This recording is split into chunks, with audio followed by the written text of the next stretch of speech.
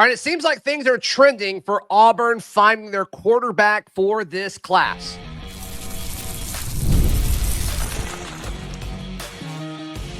You are Locked On Auburn, your daily podcast on the Auburn Tigers. Part of the Locked On Podcast Network, your team every day.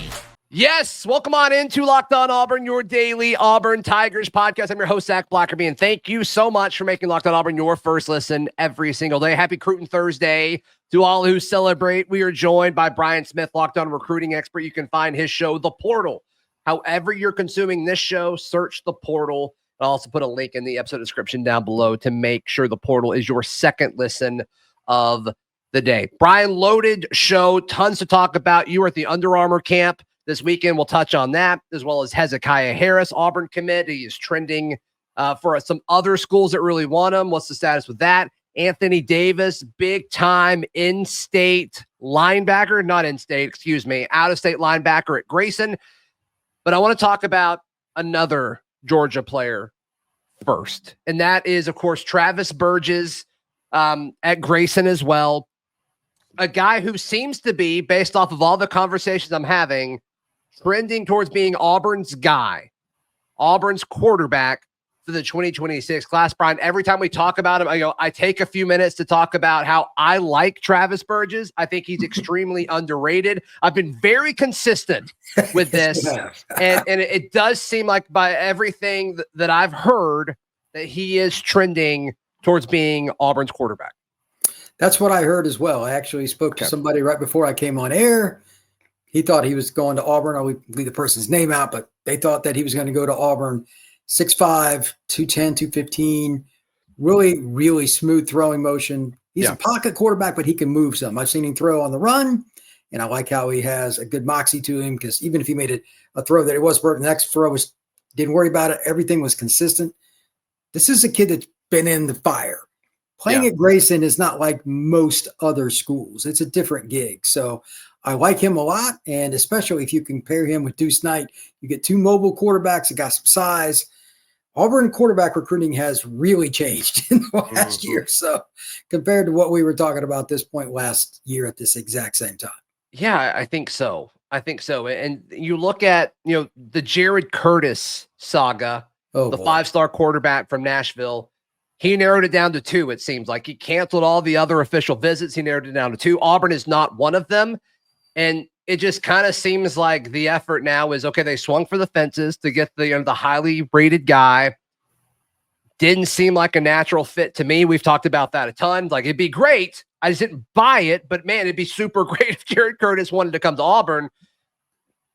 Now I think you look at Travis Burgess, a guy who seems like it's okay with him, sitting and being developed and, potentially being the guy after Deuce Knight down the road, whatever that may be. I just think this checks a ton of the boxes. But with Jared Curtis kind of saying, hey, these are the final 2, it's Georgia and Oregon, right? Yeah. I mean, I can't imagine this was super surprising for you. I mean, do you think this was his decision and Auburn just kind of wasn't able to push as much as those 2 schools? What do you think played into that?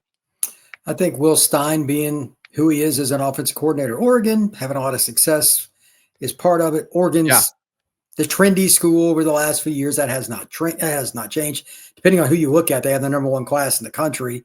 And quite frankly, Oregon just does a great job of recruiting. Sometimes you don't win a recruiting battle for a kid like that. And then Georgia's, where he was committed originally, by the way, before he decommitted and opened it back up.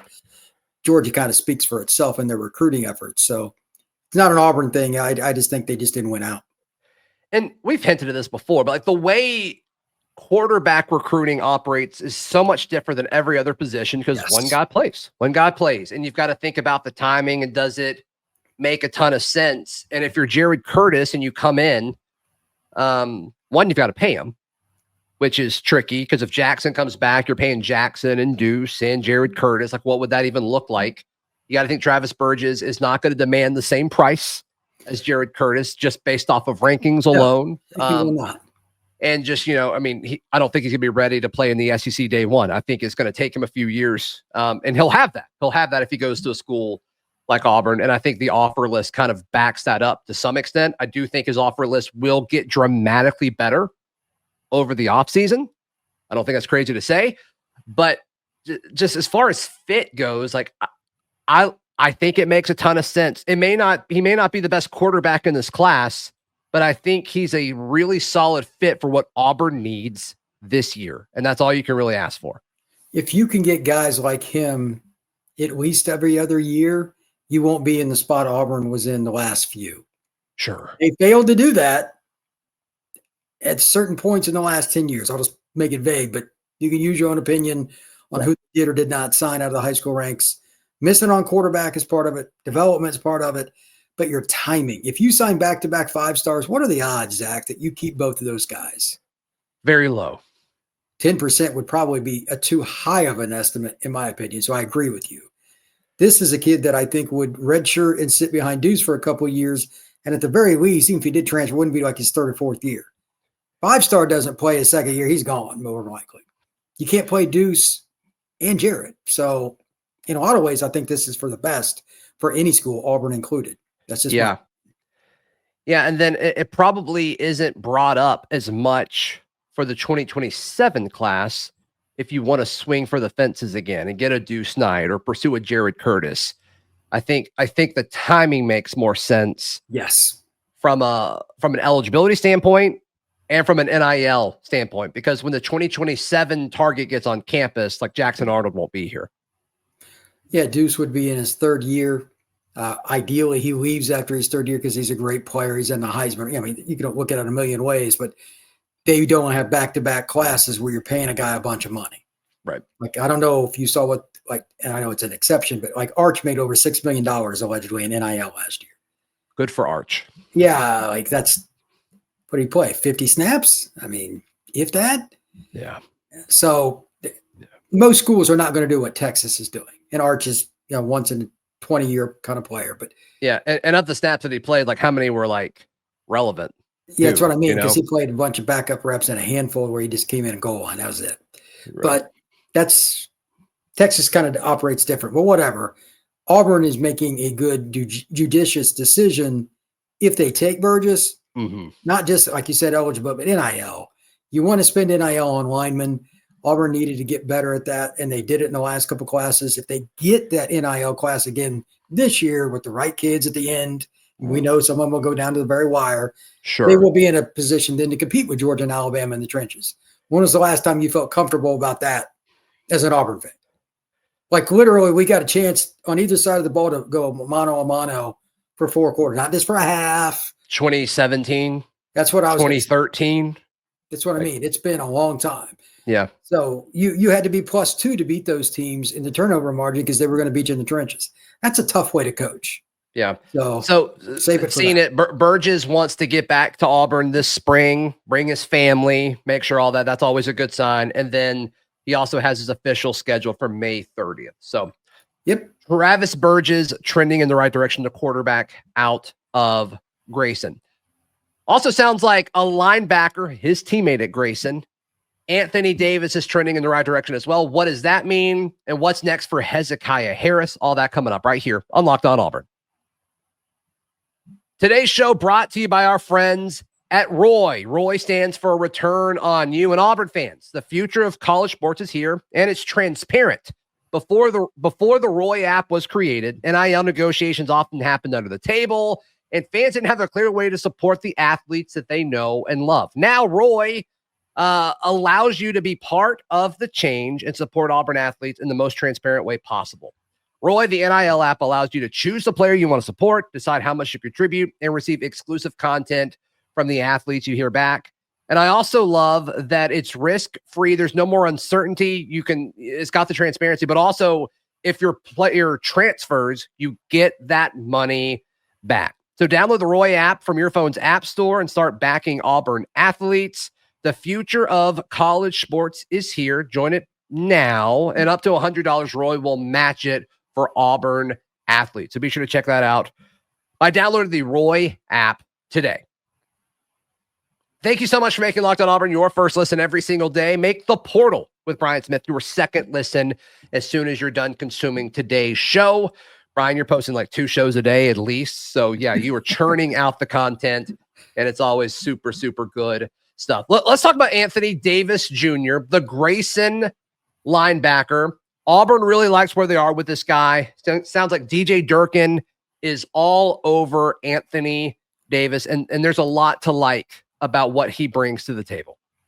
Best thing about him is he's a linebacker that can cover. If there was one thing that drove me nuts about Auburn's defense last year was third down. And I know I'm not exactly shocking anybody with that. Linebacker coverage and third down, especially wheel routes from the Vanderbilt game, etc. They just weren't very good at covering it. This is what this young man does best. And again, he's played at Grayson. He's playing in Gwinnett County. It is literally my favorite county in the United States for high school football because everybody has talent. There are no Friday nights off. Right. He will go against really good players every week, practice, and then on Friday night. So he's prepared. I think he could be a guy that could be a nickel linebacker for the Tigers year one. Auburn needs a lot more of that based on what I saw last year is more speed and more just, I would say, position flexibility. He could probably play some of the overhang position, that random spot where sometimes it's a safety, sometimes it's a linebacker, whatever. He could play that in blitz or cover. Most linebackers suck at playing that spot. It used to be always a linebacker there. Then everybody started going to smaller receivers. Man, and against today's offenses, covering as a linebacker is tough.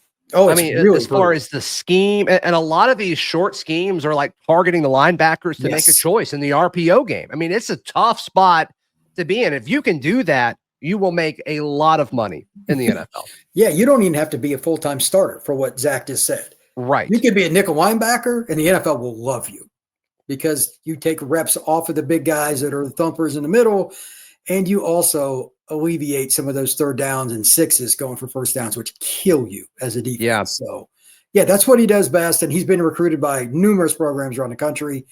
Looks like Auburn is going to get him from what I've heard. I assume you've heard the same.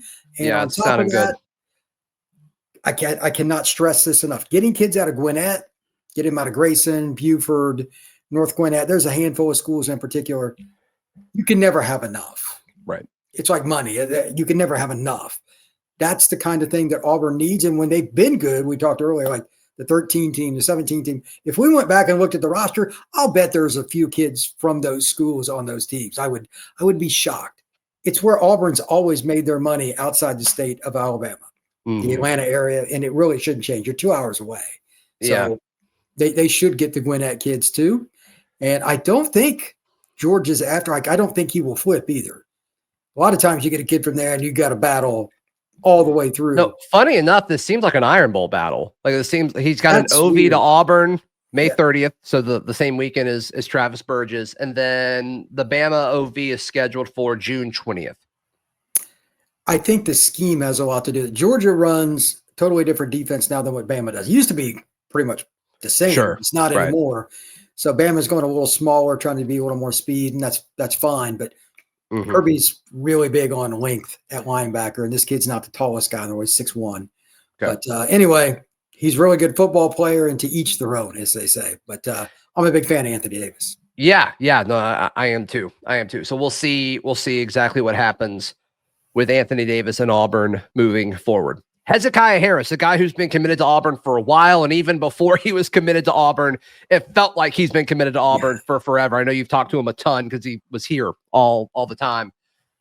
He's trending, which, you know, the way he wasn't trending beforehand was a little surprising to me. One of the best edge players in the country. And I don't know, I just don't really think he was discussed as if he was one of the best players at his position in this recruiting class. Now it seems like that conversation is happening. Sounds like Tennessee is pushing very hard. Sounds like Florida is pushing very hard. Auburn feels good about Hezekiah, but what are your thoughts about other SEC schools, solid SEC schools with large NIL budgets, pursuing a guy like Hezekiah Harris? It's a double-edged sword. If you don't have schools like that recruiting your players, you're probably picking the wrong players. That's right. Yeah. I mean, Auburn is recruiting at an elite level. Conservatively, this will be another top 10 class, and I think they have a shot at top 5. Yeah. The question is, can they keep guys like this? Because Florida, like you said, they want to keep the train rolling, and they're struggling right now, so they might throw a bundle at him. Tennessee, they had some really good deals. They're starting to lose them. They want to get back to that. They'll probably take a step back defensively this year. They're going to come at this kid the entire year, and that's just 2 of the programs. The school that's missing out of this discussion, I still don't understand why, is Bama. according to Hezekiah, they never really came at him hard unless that's changed recently. That does surprise me. But you never know with in-state kids. That's always a possibility with Bama or Auburn if they come in late. Mm-hmm. But again, if he's taking visits, that's the question. Florida was always the one that I'd heard the most. Tennessee's more recent. Yeah. But he is from the Huntsville area, so he's not that far from Tennessee anyway. So I'm curious to see what his visit schedule is like and if he takes both. If he takes both visits, then I worry that he's probably going to take something in the fall too. They're apparently scheduled, according to 247. His official visit to Auburn is May 30th. That seems to be a trend, right? And then official visit to Florida is the following week, June 6th. And then a few weeks later, June 20th, he's going to Knoxville. And he went to Tennessee's junior day in January, which I think is worth noting as well. 100%. Yeah, I mean, 6'5", 235-pound pass rushers don't grow on trees. Auburn needs as many as they can get. The Ely kid out of Maryland looks like he's going to stick with Maryland from what I've been told. He said he shut it down. Yeah, if I had a nickel for every time somebody said that, Zach, you and I wouldn't be doing this show. I would just loan you money off the percentage I'm making off my bank account, okay? But, Auburn's not going to stop recruiting him, but you can't have enough pass rushers either. This makes keeping Hezekiah really important. And then the other battle, we've talked about it some, they got to get Tank out of Mobile, St. Paul's Episcopal. Mm-hmm. He, to me, is the most important guy in Auburn's class now, if Ely truly is sticking with Maryland. Yeah, it did kind of seem like Auburn felt good about Ely, and so maybe the importance of Tank dropped off a little bit. Now, if Ely is truly done, if he's truly shutting it down, then he is. Tank is 100% the number one guy. Yeah, so we'll see. He went up to Oregon a few weeks ago, I think, if I remember that correctly. He's got options. Yeah, he's got options. He does. So we'll see. We'll certainly see. Level of concern 1 to 10, 10 being, oh my goodness, Auburn needs to panic here. What's the panic level concern for Hezekiah Harris and / Tennessee or Florida? I would say a 4. I wouldn't put a ton yet. Okay. It's until he takes both visits and I see a quote or I talk to him myself. Yeah. Like I've had conversations with him about Auburn. He just really likes the place. He does. So they're face to face. It doesn't get more genuine than that. So Auburn's done its due diligence and they got in on him early, which I really think matters. Relationship. That matters. Friend. Especially with a guy, it seems like with him, and I've only read his quotes and watch his interviews or whatever, but it does seem like he fits that kind of thing that Auburn wants, the loyalty, the Auburn family type vibes. Like he checks a lot of those boxes. Yeah, personality wise, he fits Auburn very well. Easygoing guy, very honest, very point blank. I think he'd fit in pretty well. Yeah, so we'll see on that. All right, you spend this past weekend at the Under Armour camp, and it sounds like you've got some scoops and nuggets and takeaways from this past weekend. Let's jump into that in just a moment, right here on Locked On Auburn. Today's show brought to you by our friends at Fabric. Life moves fast, especially when you have a family. One day you're watching your kids take their first steps, and before you know it, they're off to college, and that's why securing their future is so important. Fabric by Gerber Life makes it simple to get term life insurance that fits your family's needs. It brings you peace of mind. It offers affordable coverage, and it's beyond life insurance. Fabric also offers free digital wills and access to investment accounts to make you plan for your children's future. Join the thousands of parents who trust Fabric to help protect their families. Apply today in just minutes at meetfabric.com/lockedoncollege. That is meetfabric, Fabric, meetfabric.com/lockedoncollege. Policies issued by Western Southern Life Assurance Company, not available in certain states, price subject to underwriting and health questions. Thank you so much for making Locked On Auburn your first listen every single day. Make the portal your second listen available. However you're consuming this show, the portal is there as well. Be sure to give Brian some love, and I will put the link to that down below. Brian, you went to the Under Armour camp. It was in Orlando. Yeah, yes. In Orlando. You sent me a few videos of guys that are trending towards Auburn. Who stood out, and what do Auburn fans watching or listening to this need to know? The kid that I wanted to see, and I honestly didn't know where he was going because he had a pretty broad list, was Deron Parks. He's from Cardinal Mooney in Sarasota, and he offensive tackle or offensive lineman.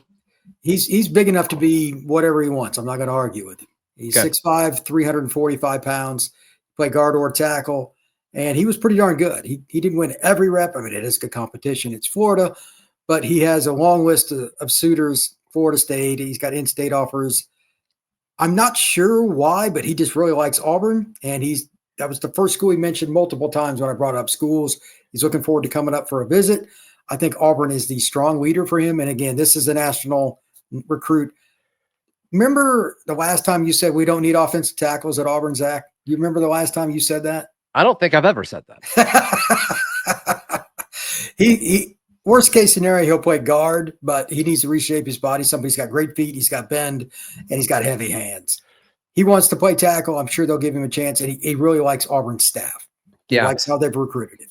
Yeah. So that is the first guy. If you don't remember anything else from this, Deron Parks from Florida. You never have enough Florida kids if you're Auburn anyway, I'm guessing. No I know doubt. You're not against that from prior conversations, Zach. But no, and you sent me a video too, and it's just like, I mean, he seems to move well for his size, and the rep that you sent me a video of, he dominated the other guy, and like you said, it's tough competition, but yeah, Deron Parks definitely caught my eye this weekend. They also they're in on several kids, but the kid that I hope they go after, and every year there's a kid like this in Florida, CJ Bruno. He may or may not end up at Auburn, but when you run 10.33 in the 100 meters and you're the top DB at the Under Armour camp in Orlando, win MVP, Auburn should recruit him. If Auburn doesn't, I will make fun of them later for not. Everybody else is offering the kid now, but that's a corner. And what's his name? CJ Bruno. He's BRONAUGH. It's an unusual spelling, but great kid. Elite player, and holy cow, is he fast. Can't ever have enough DBs. I'd imagine Auburn and everybody else in the next week after the film, and every school in the Power Four gets this film from the Under Armour camps. He will be a kid that Auburn and everybody else probably offers. He's committed to Nebraska, but yeah. I mean, how committed to Nebraska is he, you think? Got it. LSU, Penn State, Florida State, several others are involved. Like, it's negotiable. Got it. So that's a kid that everybody – I think he'll end up in the top 100. He just plays at a school at Windermere, on the west side of Orlando. That's not normally where you would send your kid. So he's been kind of overlooked. That's one. And then there's a little D line here. Since we talked about Hezekiah, sure. Just note that Auburn is doing better with D line this year in preparation. They're not playing from behind. A couple of the classes ago, like when he was coming in the door, I think they probably played behind. But I won't say the guy's name. I don't like even saying his name very much. Okay. He's a weird recruiter, but they're doing a lot better. Aiden Harris is a kid they had on campus last year. I met him. They got a shot at. They're going to try to beat Ohio State with, but maybe the best defensive lineman in the Atlantic regions from North Carolina. They've got a shot with him. Trenton Henderson. I heard Auburn as the school for him. He might be the best player in Florida. He wasn't at the event this weekend, but you network. He might be the best pure pass rusher in the South this year. You could put him in the conversation. If you get Trenton Henderson put out his top 10 or whatever, and Auburn's in it, like the whole SEC's in it. But yeah. But I mean, he lives in the Pensacola area, so this isn't a South Florida kid. Panhandle kids, it may be in Florida, but it's more like Alabama and Georgia culturally. Okay. So that's a really important recruitment. And you got Tank, who's ironically an hour from him in Mobile, which it's really unique. And then Auburn's in on just so many kids in the state of Georgia. Again, that is so pivotal to them. You got Perry Wright is a kid that's been on campus. They got a shot with him and several others. They need to get these kids. Rodney Cleveland, they probably lead for. It's interesting. You know what I mean? Yeah. There's so many guys that they're in on. I don't know which ones they're going to get. That's why you take the visits. But they're in such a good spot now. And it's hats off to the staff. They can finally, as I noted earlier, you're not going to beat Georgia and Bama in any consistency until you can compete with them in the trenches, which is hard. Right. That's all recruiting and talent acquisition. And it takes time. It takes time. You got to develop it too. Yeah. In stacking classes, I mean, it's what we've talked about for, since Hugh Freeze has been here. Let me ask you this. So now there's a dead period in the summer. They had to scoot Big Cat weekend up. How do you think that's going to impact the timing of commits? Will they commit earlier, like before the summer now, or will they just commit during the dead period? or will they commit like closer to the start of their senior seasons now? I think there'll be two predominant trends, but every kid's different. We are talking about teenagers. Totally. Sure. The end of the July period, right before we get into fall camps, Auburn and at the high school level, that's when Big Cat is. I think you'll see more kids that flip, where you got to work them longer. I think most of Auburn's recruiting will be done by June 30th, which is typical. The recruits they get in late July will be, oh, that just happened kind of moments. And it could be somebody that, it could be a Tank or somebody like that too, who's just got pressure from everywhere that take a little longer as well. It will be elite storylines in late July. That's what I expect. Okay. Yeah. I mean, impossible to know first year doing this, but I think it's a good guess. I think it's a good guess for sure. Brian, how can people check out everything that you've got going on? The portal. It is recruiting all day, every day. Right now, I've kind of slacked this week. We're only doing 2 shows instead of 3 this week while I'm on the road in Florida. I'll be at the Under Armour camp in Miami this coming weekend. I'm going to be at IMG tomorrow. So I'm going to have a lot of videos on the shorts on the portal page on YouTube. And we're going to be having a lot of fun talking with a lot of people. Just put a podcast up. It'll be up at 3 o'clock today or yesterday for John Garcia. So a little bit of everything, rivals, people. We got all kinds of different interviews on the portal. Yeah. It's great. Be sure to check it out. Please like the video. Please subscribe, and we'll see you next time. This has been Locked On Auburn.